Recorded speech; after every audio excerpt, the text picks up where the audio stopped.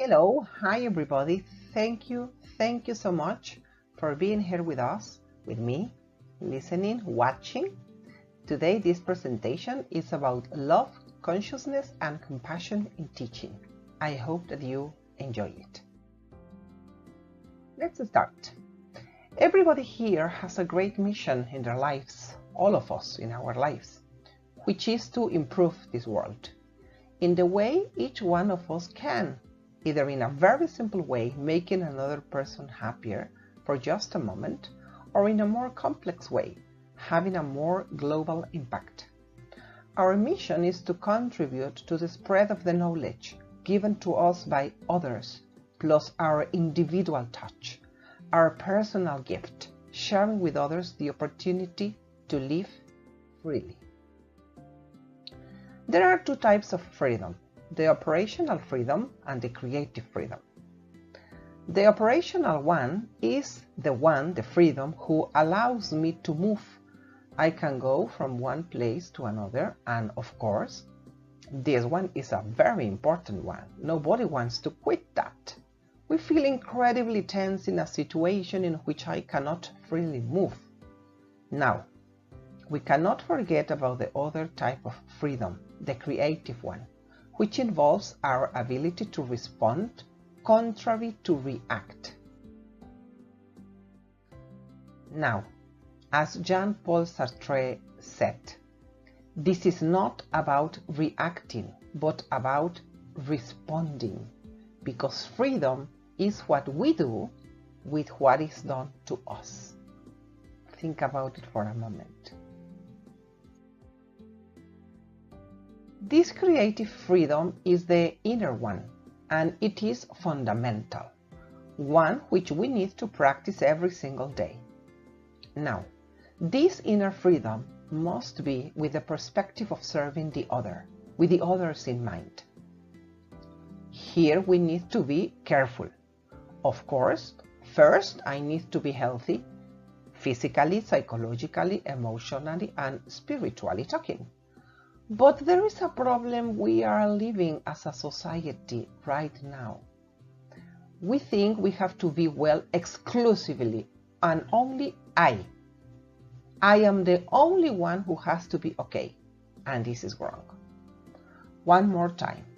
I am good with myself first, yes, of course, but always taking the others into consideration. Because everything I do, everything I say, everything I think affects the others. The first mistake we make, including myself of course, is the moment when we choose to bribe over the others instead of to enlighten them.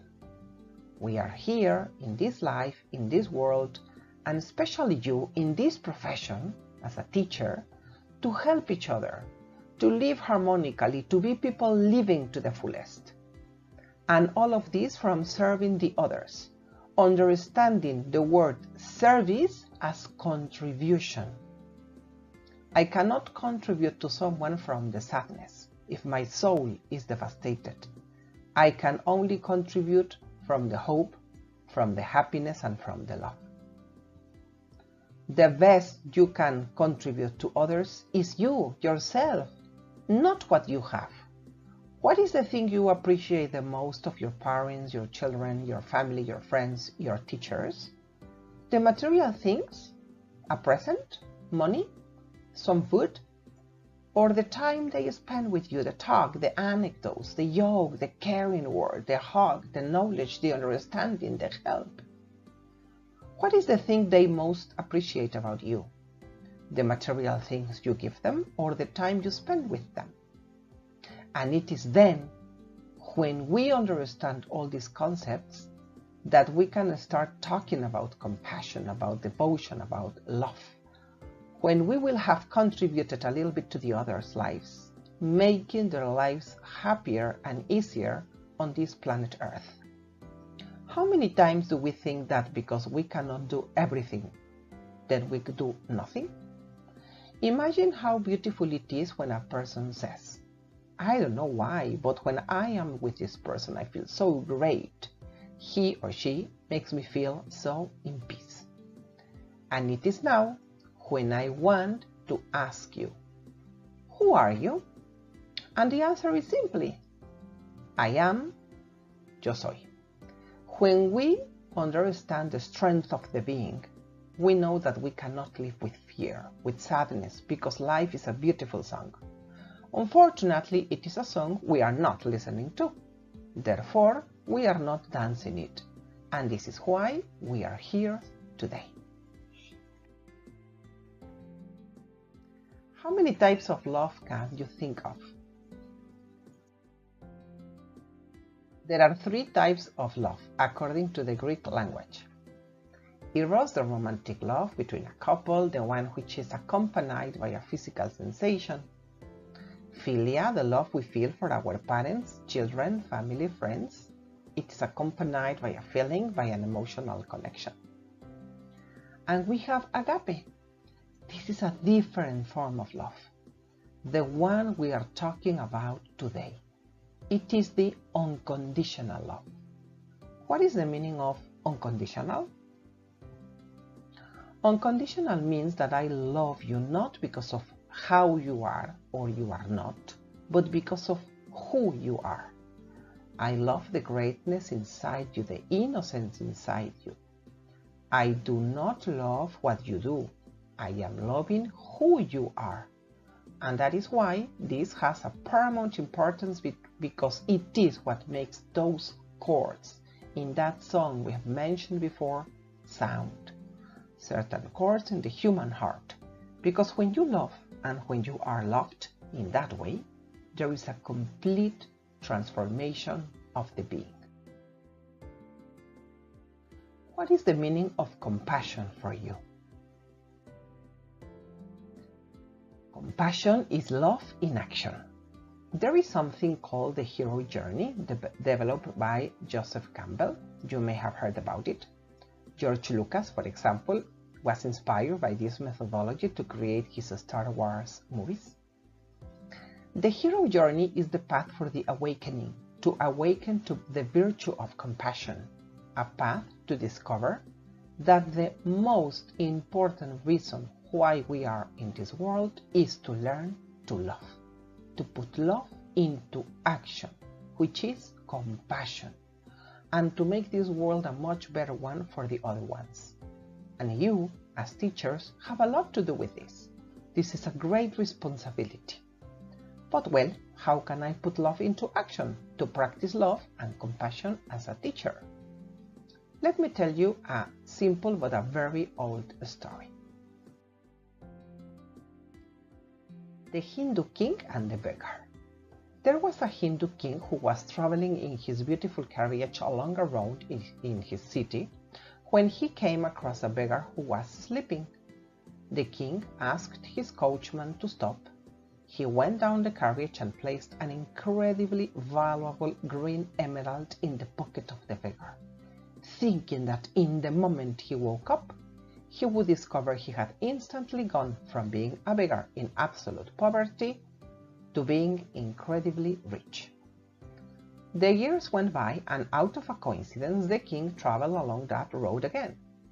He saw the same beggar in exactly the same conditions he had found him years before, older but in the same poverty state. The king asked his coachman to stop one more time, went down the carriage, and told the beggar, "But what is this? What are you doing here?" The beggar answered hesitantly, with no idea of what was going on. "Yes, what are you doing here on the road with these clothes?" The beggar said, "But what can I do? I am a poor man." The king answered, "But what about the emerald?" To what the beggar replied, "What emerald?" "The one I placed into your pocket some years ago." The beggar put his hand into his pocket, taking out the emerald and saying, "I have never thought of looking for something in here." Well, this is exactly what happens to all of us, and it is the case of our students. We all have inside us a variety of talents we don't know about. The hero journey is the type of trip that helps take off our beggar clothes and put on our rich clothing.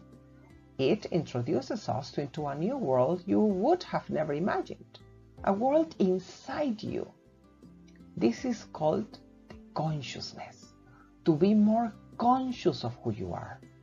The human being has only one enemy, and this enemy is not another human being. This enemy is our ego. The ego has caused more violence and deaths than all the wars together. I am right, you are wrong. I cannot listen to you in this moment. Go away, what you are saying is wrong.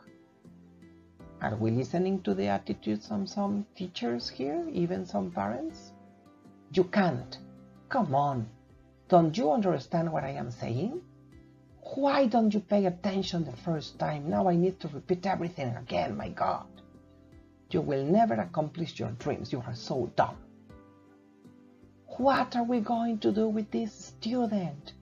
He's always making trouble, talking in class, moving, always wanting to do something different. I can't continue working with him. Throw him out of school. Okay? Well, let's continue. I want to tell you now that as human beings, we are formed by three main dimensions. There are more, but we will refer only to three in this talk. And they are the body, the mind, and the spirit. We have mentioned a little bit the mental and the spiritual one, although not in a very clear way, which I'll do later. So I want to talk now about the physical body. It is now well known that our physical body is affected by the emotions. What really heals us is our own organism. It is widely known that when I feel loved, cared, and valued by others, the reactions in our bodies and in our lives are so different from when we live the opposite situation. In medicine, there is something called homeostasis, discovered by Walter Bradford Cannon, an American scientist, and homeostasis is the mechanism by which the 60 trillion cells in our body are kept healthy. It is the ability or tendency of a living organism, cell, or group of cells to keep the conditions inside it the same conditions despite any changes in the conditions around it. Let's go now to the digestive tract, which in its simplest form we see as only a tube that transforms the food we eat into something different we leave in the bathroom. But what about if I tell you that one of the most important factors in the brain tissue regeneration, in having a good memory, in learning faster, is the BDNF, the derived neurotrophic factor? It stands for that. And this BDNF belongs to a series of neurotransmitters called neurotrophins. These neurotrophins were discovered by the Nobel Prize in Medicine in 1986, Rita Levi-Montalcini. And what if I tell you that one of the most important sources of BDNF is the digestive tract?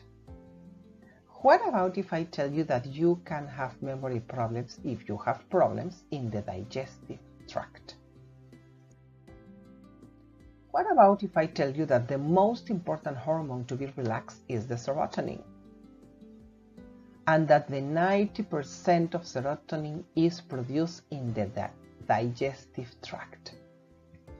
Everybody knows what the spinal cord is, right? Guess what? The spinal cord has 100 millions of neurons and the digestive tract has 500 millions of neurons. Yes, neurons. Not only are the neurons in the brain, but we also have them in the heart and in the digestive tract. What is the objective of sharing this information with you? It's this, because when a person feels worried, tense, nervous, anxious, the alarm system in the body harms various places, being one of those the digestive tract, with the levels of BDNF diminishing consequently. Therefore, serotonin and the immune system. That is to say, the homeostasis Walter Cannon told us about is altered. When we feel scared, hopeless, incompetent, there is a negative stimulation circuit for learning, the NSC. Negative, boring, and repetitive information in a stressing environment provokes high stress levels because of the rise of the stress hormones such as adrenaline and norepinephrine.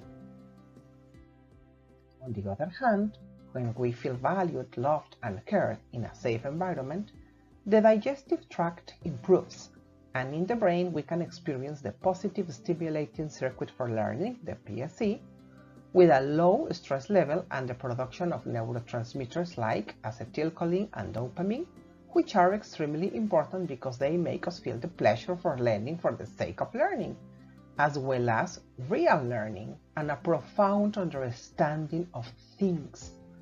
When a student feels loved, cared, and valued, his or her 60 trillion of cells are aware of it. They know it, and then everything improves. This is why we are talking about holistic medicine, holistic education, etc. As I told you before, apart from the 100 trillion of neurons in our brain, we also have neurons in our heart. The heart has 40,000 neurons, and you may be thinking, well, that is not a lot. The thing is that the magnetic field that the heart produces is 5,000 times more powerful than the one that the brain produces. We all produce a magnetic field at 3 meters of distance from our body, so the other people feel if our heart is at war or at peace, and there is a lot of investigation about it. When the brain, the heart, and the digestive tract are synchronized, the brain functioning radically changes. The brain waves are also synchronized, and you can achieve the highest levels of intelligence, memory, etc. To start concluding, I am going to tell you another story. This is the story of a girl who had a passion. Since she was a very young girl, she had discovered her true passion, which was dancing, ballet dancing. She was a committed girl, so she dedicated herself with the help of his parents to the practice of this activity. She took lessons and she practiced and practiced, dreaming of the day when her opportunity would arrive. There is a saying, when the opportunity arrives, it is too late to get prepared. Well, she was getting ready. The years went by, and of course she became a young woman who danced extraordinarily. One day, on the newspaper of her city, she read some news. A famous director of a ballet company was going to her city searching for young talent. Her opportunity had finally arrived and she was prepared. She got an audition, and when the test was over, with anxiety on her face, she asked the director, "Please tell me, am I talented enough to become a great dancer and to be part of your company?" "Definitely not. I am sorry," the director replied. "You do not have the necessary talent to become a professional ballet dancer." That young woman, feeling how her dream was falling into pieces, got dressed, and on her way home, threw her ballet slippers into a trash can and she forgot her dream. The years passed, she got married, she had 2 children, she got a job as a cashier in a supermarket, and that was her life. One day, on the same newspaper, she read that the famous director was visiting the city again for a ballet show. The woman, feeling her dream rising again in her, thought that she could at least see the show. She got the tickets, went with her husband. During the show, she got so excited she cried looking at those ballerinas living her dream. As she knew a person who was working at the theater, she could approach the director and she told him, "Hi, I want to introduce myself and to tell you that the show was magical. It was an incredible performance. You may not remember me, of course, since you see thousands of people, but well, You were here in this same city some years ago looking for young talents. Oh yes, I remember perfectly, the director answered. The woman continued. Well, I danced in front of you. And what happened? The director asked. Nothing. You told me that I didn't have the enough talent and I abandoned my dream. Oh, that. Yes, I tell everybody the same, the director replied. What? The woman asked in disbelief. Yes, I tell exactly the same thing to everyone. What? To everyone? I have abandoned my dream of becoming a professional ballet dancer because I believe in what you told me that day. And now you are telling me that you give everyone the same answer? Naturally, young woman. Life has shown me that at the end, the people who achieve their dreams are the ones who believe more in themselves than in what someone else tells them about themselves. Well, now I want to point out that this talk is first for you as a person, as a human being, then for you as a teacher, and finally for you to think about your students. To conclude, I want to share some motivating quotations said by some of the greatest people. I want to start with Miguel Ángel de Buonarroti. He had 3 abilities. The first, the ability to want something intensively. The second, to imagine the unimaginable. The third, to create what nobody else had imagined before. One day, he wanted to capture love and compassion in their maximum form of expression, and in his heart, he developed the idea of La Pieta. He saw in his mind a giant block of Carrara marble. We need to point out here that the blocks of marble Miguel Ángel received were faulty because he had a problematic relationship with the Pope Julius II, a pope with a lot of power in that period. But Miguel Ángel didn't care about that. He had the potential to imagine La Pieta inside that faulty piece of marble. He got to work as the passionate sculptor he was and ended up creating that fascinating sculpture. The message is, think about yourself as that piece of marble, letting out the beautiful piece of art each of us has inside and creating an extraordinary piece of art. You are not that faulty piece of marble. You are that out-of-this-world sculpture called La Pieta. Your students are that as well. We cannot finish this without mentioning Shakespeare. And Shakespeare wrote, "Love is not love which alters it when alteration finds or bends with the remover to remove."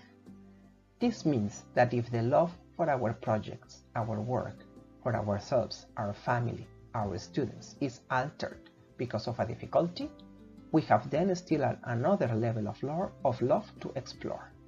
One that is in a higher level, one which can transform. Finally, Hermann Hesse said, "You have to try the impossible to achieve the possible." What does this mean? At sea level, water boils at 100 centigrades, not at 99. At 99 centigrades, nothing is moving. But what about when the temperature gets exactly at 100 centigrades? Not only does water boil, it also moves turbines, powerful engines. In that unique grade is when you put all your eggs in one basket. You put everything at risk in that only grade. And Hermann Hesse referred to this as commitment.